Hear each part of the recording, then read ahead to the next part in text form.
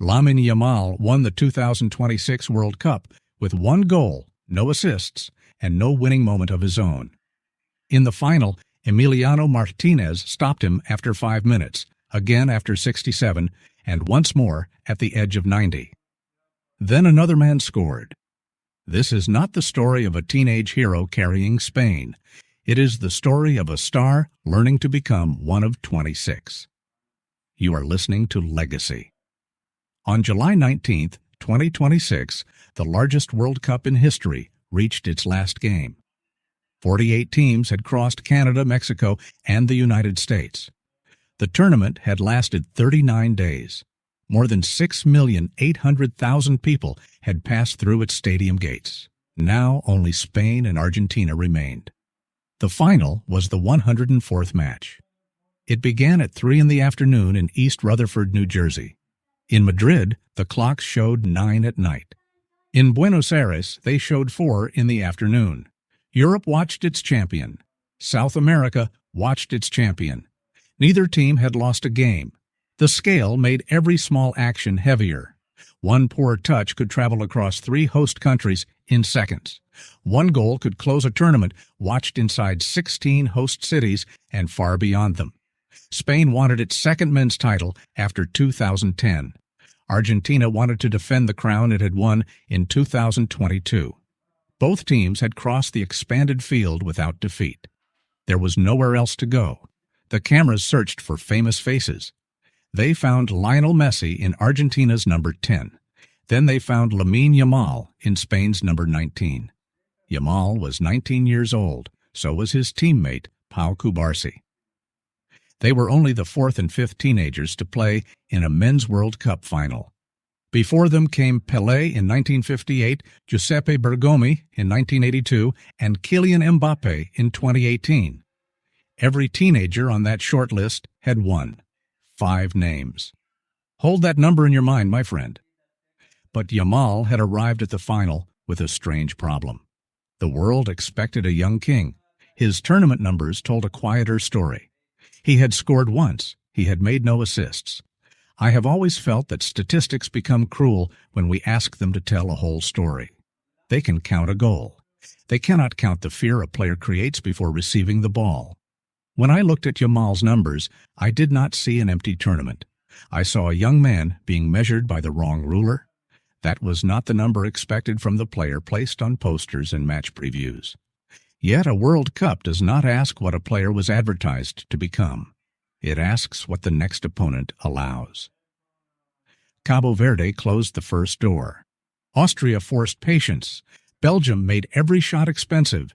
France demanded movement before the ball. Argentina would build the strongest wall of all. Spain had opened against Cabo Verde on June 15th. Yamal entered in the 71st minute. His movement changed the attack, but the score stayed 0-0. 6 days later, he scored after 10 minutes against Saudi Arabia. Spain won 4-0. It was his first World Cup goal. It was also his last goal of the tournament. Spain then beat Uruguay 1-0 through Alex Baena. Against Austria on July 2nd, FIFA selected Yamaal as the superior player of the match. He shot in the first minute. He forced another save before halftime. Yet Mikel Oyarzabal scored twice, Pedro Porro scored once, and Spain won 3-0. The pattern continued. Spain beat Belgium 2-1 in the quarterfinal. Fabian Ruiz and Mikel Merino scored. Yamal cut inside and sent a shot just wide. 4 days later, Spain beat France 2-0. Yamal won a penalty from Lucas Digne. Oyarzabal took the ball and scored it. Porro added the second. 1 goal. No assists, and now the final. That number could look like failure. It could also reveal something deeper. Football celebrates the final touch. It remembers the boot that strikes the ball. It remembers the arms raised after the net moves. It does not always remember the player who pulled a defender 10 yards away. Yamal had already said what mattered to him. After the Austria match, he spoke to FIFA. As long as we win and advance to the next round, that's what matters. The sentence sounded simple. The final would test every word. Spain started in a 4-2-3-1 shape. Rodri and Fabian Ruiz controlled the middle. Dani Olmo played behind Oyarzabal. Alex Baena began on the left. Yamal stood on the right. Behind him waited Pedro Porro. Argentina formed a 4-4-2. Messi played near Julian Alvarez. Rodrigo de Paul and Enzo Fernandez guarded midfield. Nicolas Tagliafico took the left side of defense. His job placed him directly across from Yamal. The teenager wore 19, not 10. That mattered. Number 10 is asked to own the story. Number 19 still has room to serve it. This new shirt also changed the way we should watch him. Do not watch only for goals. Watch Tagliafico's feet. Watch how far the defender follows. Watch Olmo enter the space that appears. The hidden story of the final would live inside those few yards. The referee checked his watch. The noise rolled across New York, New Jersey Stadium. 104 matches had led to this whistle. The number 19 stayed wide, and within 5 minutes, the first door opened. The first important chance came after 5 minutes. Dani Olmo found space near the right side of Argentina's box. He moved the ball toward Yamaal. The teenager received it where he wanted it, with grass ahead and the goal in view. He looked up. He struck low. Emiliano Martinez dropped toward his near post. His gloves met the ball. The first duel belonged to the goalkeeper. There was no celebration. Yamaal turned and went back to the white line. That line became his workplace. Spain wanted width on the right. Porro often stayed a little deeper, giving balance behind him. Yamaal remained high and wide. Tagliafico had to choose. He could protect the middle, or he could step toward number 19. He could not do both. Spain held 65% of the ball by the end. That control began with Rodri and Fabian Ruiz. Oyarzabal often dropped away from Argentina's center backs.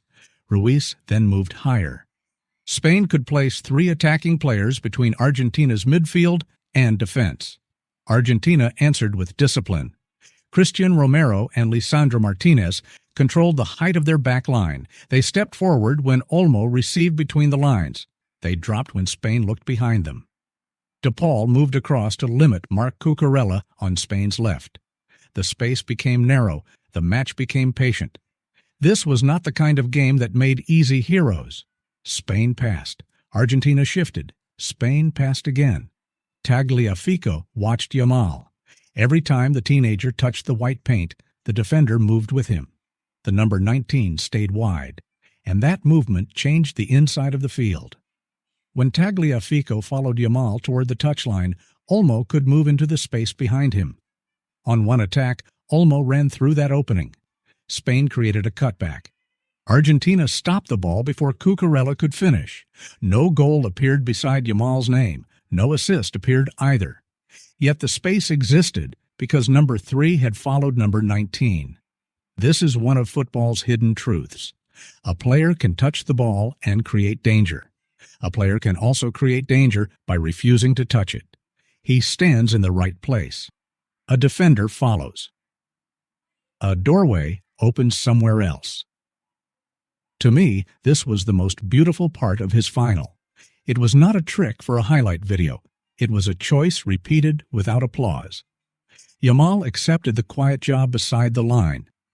I think that kind of patience tells us more about a player than one perfect dribble ever could. Argentina protected those doorways well in the first half. Romero stayed close to Olmo. Lisandro Martinez held the line until an injury ended his night. He left in the 44th minute. Nicolas Otamendi replaced him just before halftime. Spain had other chances. Oyarzabal shot from outside the area after a quick move through Rodri, Baena, Ruiz, and Olmo. Emiliano Martinez saved again. Cucurella dragged another attempt wide. The goalkeeper kept the score at 0. The scoreboard told one story. Spain had the ball. Spain asked the questions. Argentina still had its answer. Now, my friend, imagine the white line under Yamal's boots. It was only paint on grass. On one side stood the field. On the other side stood empty space. His task was to remain close enough to that edge that Tagliafico could never relax. The crowd wanted a dribble. The cameras wanted a duel. The teenager had to wait. Waiting can look like weakness. In a final, it can be work. The white line did not move. Yamaal had to return to it after every blocked pass and every saved shot. That repetition became its own kind of discipline. Move wide, receive, release, turn, run back, then do it again while millions waited for magic. Argentina's block narrowed whenever Spain entered the middle. Paredes would later drop to form a temporary back five. The reason was simple. If Tagliafico went out to Yamaal, another player had to protect the gap inside. One movement forced another. One defender became two. Then a midfielder had to fall back. Yamaal did not need to defeat 3 men on every attack. He only needed 3 men to think about him. That attention had a cost for Argentina. If Tagliafico stepped outside, Romero had to guard the channel behind him. If Romero stepped forward, a midfielder had to protect the box. If Paredes dropped into that space, Argentina lost one route out of pressure. Spain could then recover the next clearance and begin another attack. At 19, that may have been the harder lesson. The world had spent years praising what he did with the ball. New Jersey demanded that he understand what his presence did without it. Halftime came at 0-0. Spain had controlled the first 45 minutes. Argentina had survived. The final still had no scorer. Yamaal walked toward the tunnel in number 19. We do not know what he said inside. We will not invent it. We only know what happened when he returned. Argentina began changing defenders. Montiel left after 58 minutes. Nahuel Molina came on. Romero followed after 70. By then, Tagliafico was the only member of Argentina's starting back, 4 still playing. He was still looking toward the white line. Soon, Yamaal would finally escape him. The pass would be good, the header would be close, and Martinez would be waiting again. The second half did not change Spain's purpose. It increased the pressure. Spain moved higher. Its runners attacked the spaces behind Argentina's line. The passes became quicker. The white shirts returned in waves. Ferran Torres entered after 62 minutes. He replaced Oyarzabal. The change placed a new target in the center. 5 minutes later, Yamaal found him. The attack began on the right. Yamaal created the angle. He delivered the ball toward Torres. The forward rose and met it with his head. The direction was right. The power was not. The header traveled too close to Emiliano Martinez. The goalkeeper caught the chance. 67 minutes had passed. For the second time, a clear Yamaal moment had ended in the same gloves. Torres would remember that missed header. He would receive one more chance later. It would not come from Yamaal. That detail would change all 3 men forever. Spain kept coming. Pau Cubarsí tested Martinez. Pedri tested him. Nico Williams entered for Baena after 75 minutes and tested him too. The goalkeeper kept moving. He dropped low. He pushed shots away. He rose again. Argentina's defense had changed around him. Lisandro Martinez was gone. Montiel was gone. Romero was gone. Otamendi and Molina now helped Tagliafico. Paredes dropped deeper when Spain entered the box. At times, Argentina formed a back 5.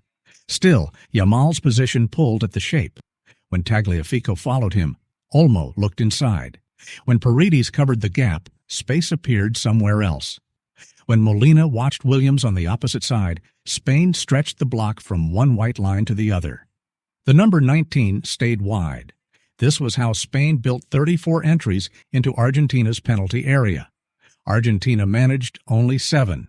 Spain finished with an expected goals figure of 2.34. Argentina produced 0.38.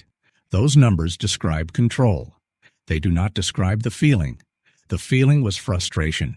Spain shot, Martinez saved, Spain crossed, Argentina cleared, Spain recovered the ball, and began again.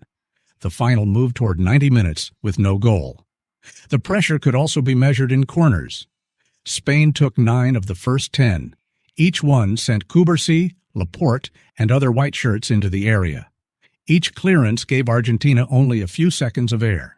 Then Rodri or Ruiz collected the loose ball and the field tilted toward Martinez again. Then Enzo Fernandez